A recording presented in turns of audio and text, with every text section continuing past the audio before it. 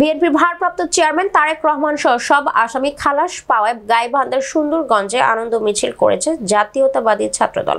মঙ্গলবার সন্ধ্যায় উপজেলা ও পৌর ছাত্রদলের আয়োজনে পৌর শহরের শহীদ নূর ইসলাম চত্বর থেকে একটি আনন্দ মিছিল শুরু হয়। মিছিলটি প্রধান সড়ক প্রদক্ষিণ করে পুনরায় সেখানে গিয়ে শেষ হয়।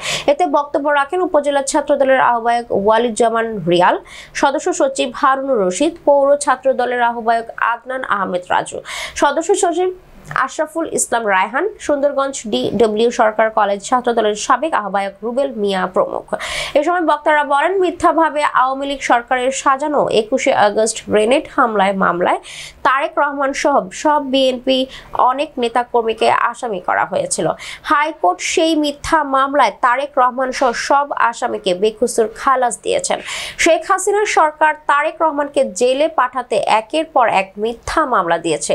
অবিলম্বে তারেক রহমানের নামে যত মিথ্যা মামলা আছে সব মামলা প্রত্যাহার এবং বাংলাদেশে ফিরিয়ে আসার ব্যবস্থা করতে হবে। শেখ হাসিনা বাংলাদেশ থেকে পালিয়েছে, কিন্তু তার দোসররা এখনো ষড়যন্ত্র করছে। ছাত্রদল সব ষড়যন্ত্রের মোকাবেলা করতে প্রস্তুত।